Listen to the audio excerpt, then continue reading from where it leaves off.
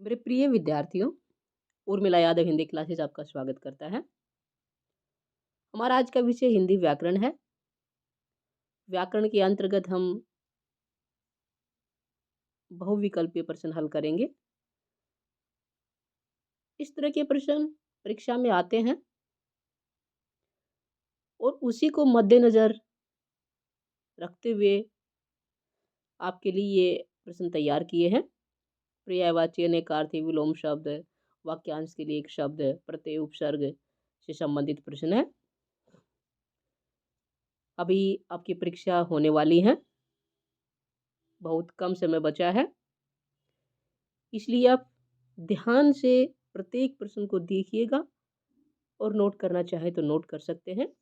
इस तरह की वीडियो प्रैक्टिस टेस्ट आपके लिए लगभग रोज आते रहेंगे, अतः आप देखते रहिएगा और साथ ही वीडियो को लाइक करें और अपने ज़्यादा से ज़्यादा दोस्तों को शेयर करें ताकि वो भी इन प्रश्नों का लाभ उठा सके। और यदि चैनल पर नए हैं तो सब्सक्राइब अवश्य करें। चलिए आगे बढ़ते हैं। पहला प्रश्न आपके सामने है कि निम्न में से मृग का पर्यायवाची नहीं है। 3 शब्द मृग के पर्यायवाची, एक नहीं है। ध्यान से देखिएगा, नोट कर लीजिएगा कि कौन कौन से मृग के पर्यायवाची हैं और कौन सा नहीं है। अभी तो आपको नहीं है वो बताना है, फिर देखते हैं कौन से हैं और इनको आप अच्छे से याद रखिएगा। हो सकता है आपकी परीक्षा में यही आ जाए और ये परीक्षा में आया हुआ प्रश्न है, वहीं से मैंने लिया है। ठीक है, चलिए देखते हैं। कृष्णसार, कुरंग, सारंग और कुंभी, इनमें से 3 है और एक नहीं है। कृष्णसार क्या मृग का पर्यायवाची है? बिल्कुल है। और ये आपके लिए बिल्कुल नया है जहाँ तक मेरा अनुमान है। कृष्णसार मृग को कहते हैं, कुरंग भी कहते हैं, सारंग भी कहते हैं, कुंभी नहीं कहते। अब कुंभी किसको कहते हैं? कुंभी हाथी को कहते हैं। किसको कहते हैं? हाथी को। ठीक है, तो एक प्रश्न ये भी बन गया कि कुंभी किसका पर्यायवाची है? हाथी का पर्यायवाची है। ठीक है, तो इस प्रश्न का सही उत्तर क्या हो जाएगा हमारा? कुंभी। नहीं है बताना था ना, तो कुंभी नहीं है, कृष्णसार है, कुरंग है, सारंग है। ठीक है ना? अच्छा प्रश्न। और शायद आपके लिए ये कुरंग और कृष्णसार नए भी होंगे। सारंग तो सभी को पता है मृग का पर्यायवाची है। अगला देखते हैं। कनिष्ठ का विलोम शब्द क्या है? कनिष्ठ का विलोम बताना है। ज्येष्ठ है, लघु है, लाघव है या गुरु है। ठीक है, तो मैं आपको बता दूं, कनिष्ठ का अर्थ तो छोटा होता है, तो कनिष्ठ का क्या हो जाएगा? लघु और लाघव में तो हो नहीं सकता, क्योंकि लघु और लाघव का अर्थ क्या होता है? छोटा होता है। गुरु का अर्थ बड़ा होता है, ज्येष्ठ का अर्थ भी बड़ा होता है। लेकिन यहाँ पे गुरु नहीं हो सकता। यहाँ क्या कनिष्ठ का अर्थ क्या होगा? ज्येष्ठ होगा। क्या होगा? ज्येष्ठ होगा। ठीक है, चलिए आगे देखते हैं। जो केवल कहने या दिखाने के लिए हो, वाक्यांश के लिए एक शब्द क्या होगा? जिसका अर्थ क्या हो? केवल कहने के हो या दिखाने के लिए हो, क्या होगा? अनौपचारिक होगा, औपचारिक होगा, दिखावटी होगा या बनावटी होगा? क्या होगा? तो वाक्यांश के लिए एक शब्द बताना है, वो भी सटीक बताना है। तो इसका उत्तर क्या हो जाएगा? औपचारिक। क्या हो जाएगा? औपचारिक। ठीक है, वाक्यांश के लिए एक शब्द जो केवल कहने या दिखाने के लिए, उसको क्या कहते हैं? औपचारिक कहते हैं। अगला प्रश्न है, कमेंट करके बताइएगा कि कितने आपके सही हुए अब तक। 3 प्रश्न के उन तीनों ही सही हैं या 1 है या 2 है, बताइएगा उसे। जिसे प्रतिष्ठा प्राप्त हो, वाक्यांश के लिए एक शब्द क्या है? प्रतिष्ठित है या लब्ध प्रतिष्ठित है या प्रतिष्ठा प्राप्त है या यश प्राप्त है?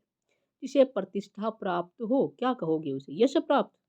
अगर यश प्राप्त कहते हो तो आपका गलत हो जाएगा। इसके लिए क्या होगा? लब्ध प्रतिष्ठित। ठीक है, जिसे प्रतिष्ठा प्राप्त हो उसे क्या कहेंगे? लब्ध प्रतिष्ठित। अगला प्रश्न है, निम्न में से अज का अनेकार्थी नहीं है। नहीं है बताना है। राशि, शिव, ब्रह्मा, बकरा, ईश्वर। अज का अनेकार्थी नहीं है, वो बताना है। देखिए, राशि भी अज का अनेकार्थी है, शिव भी है, ब्रह्मा भी है, बकरा भी है, ईश्वर नहीं है। तो क्या इसका उत्तर हो जाएगा? क्या हो जाएगा? ईश्वर। ठीक है, अज राशि को भी कहते हैं, शिव को भी कहते हैं, ब्रह्मा को भी कहते हैं, बकरा को भी कहते हैं। ठीक है, शायद आपके लिए राशि नया है। बकरा, ब्रह्मा, शिव तो है ही। और अज, अज दशरथ के पिता का नाम भी है। ठीक है, चलिए अगला देखते हैं। निम्न में से आतुर का पर्यायवाची शब्द है। आतुर, उत्सुक, प्रसन्न, उपाय, आतर, आतुर। कभी कभी आपने सुना होगा कि मैं इस चीज को देखने के लिए या कुछ करने के लिए आतुर हो रहा हूं। तो अब क्या बताओगे? मैं पढ़ने के लिए या फिर फ़िल्म देखने के लिए या घूमने के लिए आतुर हो रहा हूँ। तो समझ गए होंगे क्या होगा इसका? उत्सुक। क्या हो जाएगा? उत्सुक। आतुर का पर्यायवाची क्या हुआ? उत्सुक। अगला है, निम्न में से खेचर का पर्यायवाची नहीं है। पक्षी, देवता, ग्रह, गधा। खेचर का पर्यायवाची जल्दी से बताइएगा, कमेंट करिएगा। पक्षी, देवता, ग्रह और गधा। तो यहाँ पे क्या होगा? गधा नहीं है। गधा, खर को गधा कहते हैं। खेचर पक्षी होता है, देवता होता है, ग्रह होता है, द्विज भी होता है। ठीक है, गधा खर को कहते हैं। अगला है, निम्न में से ब्राह्मण का पर्यायवाची नहीं है। नहीं है बताना। प्रजापति, विप्र, भूसुर, भूदेव। ब्राह्मण का पर्यायवाची नहीं है वो बताना है। प्रजापति, विप्र, भूसुर, देव। देखिए, भूदेव भी कहते हैं ब्राह्मण को, भूसुर भी कहते हैं, विप्र भी कहते हैं, प्रजापति नहीं कहते। प्रजापति किसका? ब्रह्मा का पर्यायवाची। ब्रह्मा, ठीक है, ब्रह्मा का पर्यायवाची है प्रजापति। अगला है, इसका क्या उत्तर हो जाएगा? प्रजापति। अगला है, बाल का पर्यायवाची है। बाल का पर्यायवाची है बताना। कौन सा एक शब्द जो बाल का पर्यायवाची? बाल, कौन से बाल? चिकुर, बालक, बच्चा या शावक? तो यहाँ पे जो बाल है वो बात हो रही है जो सिर के बाल होते हैं उनकी हो रही है, हेयर की बात हो रही है। तो यहाँ पे बालक नहीं हो सकता, बच्चा नहीं हो सकता, शावक नहीं हो सकता, एक ही बचा। क्या बता? चिकुर। ठीक है, किसका पर्यायवाची है? बाल का पर्यायवाची। कुंतल भी कहते हैं, लट भी कहते हैं, लटा भी कहते हैं, बाल भी कहते हैं। ठीक है, अलक भी कहते हैं बाल को। अगला है, निम्न में से कामदेव का पर्यायवाची नहीं है। कामदेव का पर्यायवाची नहीं है वो बताना है। पंचबाण, कंदर्प, अनग, पंकज, मनसिच। 5 विकल्प आपके पास, पाँचों में से एक नहीं है वो बताना है। क्या क्या कहते हैं? आपके सामने कामदेव के 5 पर्यायवाची शब्द आ गए हैं। इन पाँचों को याद कर लीजिएगा। और ऐसे आ सकता है प्रश्न कि कामदेव के किन्हीं 2 पर्यायवाची लिखिए। तो आप क्या लिखोगे? पंचबाण भी कहते हैं, कंदर्प भी कहते हैं, अनग भी कहते हैं, पंकज नहीं कहते, मनचिज भी कहते हैं। तो इसका उत्तर क्या हो जाएगा?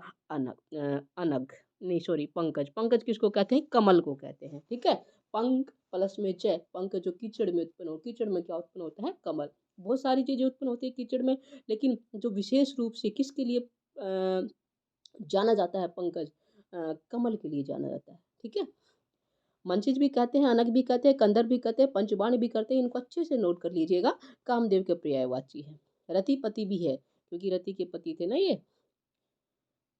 अगला है, मोक्ष का विलोम शब्द क्या है? मोक्ष का विलोम शब्द, मुमुक्ष, बंधन, अमोक्ष, स्वर्ग। मोक्ष का विलोम बताना, उल्टा बताना, विपरीत शब्द बताना है। ठीक है, तो क्या होगा? बंधन होगा। मोक्ष क्या हो जाएगा? मोक्ष यानी कि मुक्ति, और बंधन उल्टा बताना है। मुक्त, मोक्ष मुक्त हो जाएगा, मुक्ति मिल जाएगी, बंधन बंधन में बन जाएगा। मोक्ष का विलोम क्या हो जाएगा? बंधन। अगला भी विलोम से संबंधित है। सुदूर का विलोम शब्द क्या है? सुदूर, निकट, सन्निकट, पास या नजदीक। कौन सा होगा? सुदूर, बहुत दूर के लिए। विलोम शब्द, सटीक विलोम शब्द बताना है। सभी एक जैसे लग रहे हैं, निकट, सन्निकट, पास, नजदीक, कौन सा होगा? जल्दी से लाइक कर दीजिए, यदि अभी तक नहीं किया है तो शेयर करें, और चैनल पर नए तो सब्सक्राइब अवश्य करें, बेल आइकन को भी दबाएं ताकि आपको नोटिफिकेशन मिले, मुझे मोटिवेशन मिले। मैं आपके लिए इसी तरह की वीडियो लेकर आती रहूं, आपका और हमारा सहयोग बना रहे। चलिए, सन्निकट कहते हैं। क्या कहेंगे? सन्निकट। सुदूर का विलोम क्या होगा? सन्निकट होगा। अगला है, निम्न में से मौन का विलोम शब्द क्या है? मौन, मौन का विलोम शब्द। देखिए, यहाँ पे चुप लिखा हुआ है, चुप तो हो नहीं सकता। क्यों? मौन यानी कि चुप, चुप को ही कहते हैं मौन, बिल्कुल चुप, कुछ ना बोले। मुखर, परखर, वाचाल, क्या होगा? वाचाल, बहुत बोलने वाला। तो क्या हो जाएगा? मौन का विलोम शब्द।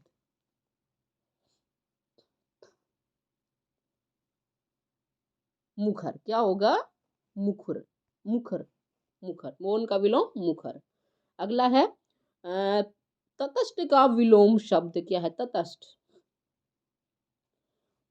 पक्षपाती है या पतन है, तीक्ष्ण है या निकट है? तटस्थ।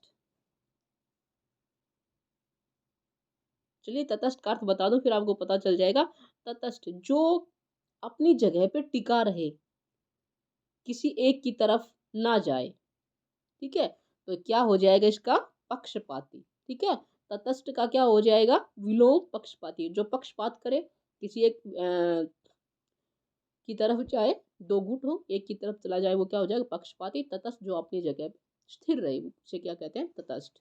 तो तटस्थ का विलोम क्या हो जाएगा? पक्षपाती। विलोम बताना है। ठीक है, अगला है उदधि किसका पर्यायवाची है?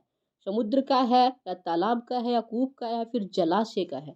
देखिए, उदधि जलाशय तालाब को कहते हैं, तालाब का आपको पता है जिसमें पानी हो, समुद्र से छोटा, और कूप कुआं होता है। तो उदधि यहाँ पे पर्यायवाची है समुद्र का। किसका है? समुद्र का पर्यायवाची। मैं थोड़ा जल्दी कर रही हूँ, आप प्रश्न को देखते ही अपने सही आंसर पे टिक कर लीजिएगा और साथ ही कमेंट करके बताइएगा। जल्दी इसलिए कर ली हूँ क्योंकि ज़्यादा लंबा समय हमें नहीं लेना है। अगला है सुमनोहर में उपसर्ग कौन सा है? सुमनोहर में सु है, सुम है या सम है या सुमन है? सुमनोहर। यदि आप सुम करते हो तो ये गलत हो जाएगा, इसमें क्या हो जाएगा? सु। क्या है? सु है। क्यों है? मनोहर, मनोहर शब्द है, यानी कि बहुत मन को हरने वाला, और सुमनोहर बहुत ज्यादा मन को हरने वाला। ठीक है, यहाँ पे मनोहर शब्द मूल शब्द है और सु क्या है? उपसर्ग है, तो सु है इसमें। अगला है निराशा में उपसर्ग है। निराशा निर है या निर है या नि ही है या नी ही है? अब देखिए आपके सामने कंफ्यूज करने वाले विकल्प है।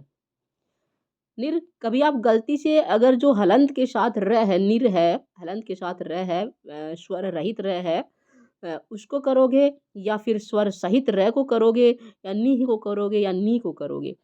विसर्ग के साथ जो बड़ी नी है, विसर्ग के साथ छोटी नी है, और निर है, एक स्वर रहित र है और एक स्वर सहित र है, कौन सा करोगे आप? तो हमें क्या करना है? जो पहला है विकल्प, निर करना है, लेकिन स्वर रहित र करना है, कि हलंत वाला र करना है। ठीक है, निराशा में निर प्लस में आशा। आशा शब्द मूल शब्द है, निर क्या है? उपसर्ग है। चलिए आगे बढ़ते हैं। अंतरराष्ट्रीय शब्द में उपसर्ग कौन सा है? अंतरराष्ट्रीय में अंत है, अंत है या अंतर है या अंतरा है? अंतरराष्ट्रीय शब्द में उपसर्ग। राष्ट्रीय शब्द मूल शब्द है, अंतरा नहीं हो सकता, अंतर नहीं हो सकता, अंत और अंत है में इनमें से कौन सा करोगे? कौन सा करेंगे? अंत है करेंगे, क्योंकि यहाँ पे विसर्ग जो है वो र में परिवर्तित हो जाएगा। अंत है प्लस में राष्ट्रीय, अंतरराष्ट्रीय। ठीक है, विसर्ग संधि है यहाँ पे। अगला है प्यास में प्रत्यय कौन सा है? प्यास में प्रत्यय प है, यास है, आस है या फिर श है? कौन सा है? प्यास। प्यास बोल के देखिएगा, और अंत में किसकी ध्वनि आ रही है? आस की ध्वनि आ रही है, तो कौन सा है? आस प्रत्यय है। ठीक है, प्यास में पी प्लस में आस, प्यास। यहाँ पे यण संधि है। अगला है बाजारू शब्द में प्रत्यय कौन सा है? बाजारू ऊ है या रू है या रू है या ऊ है? कौन सा है? कंफ्यूज करने वाले यहाँ भी देखिएगा। कौन सा करोगे आप? मैं कर देती हूँ रू। क्या प्रत्यय रू है? बाजारू। अगर मैं रू करूंगी तो ये मेरा गलत हो जाएगा, आपका भी गलत होगा। यहाँ पे रू है, दीर्घ ऊ है यहाँ पे। रू रू देखो, अगर ऐसे होगा, ये रू होगा तो ये लघु रे, इसमें ऊ है। ठीक है, छोटा रू है, और ये क्या है? बड़ा रू है। ठीक है, तो यहाँ पे बाजारों में ऊ प्रत्यय है। क्या है? ऊ प्रत्यय, दीर्घ स्वर है। ठीक है, दीर्घ ऊ, इसमें बाजार, बाजार में ऊ प्रत्यय लगा दिया तो क्या बन गया? बाजारू। प्रत्यय अंत में लगता है, उपसर्ग शुरू में लगता है। ये थे आज के कुछ प्रश्न। उम्मीद करती हूँ आपको अच्छे लगे होंगे और सभी प्रश्न आपके सही होंगे। यदि नहीं भी हैं कोई नहीं, अभ्यास करिएगा, इस तरह आपके सभी प्रश्न सही आते रहेंगे यदि आप अभ्यास करेंगे तो। परीक्षा की दृष्टि से आप अपनी तैयारी को ज़ोर शोर से शुरू कर दीजिएगा, क्योंकि समय बहुत कम है। फिर मिलते हैं अगले प्रश्नों के साथ, तब तक आप बने रहिएगा और मिलाद हिंदी क्लासेस पे। आपका दिन शुभ हो।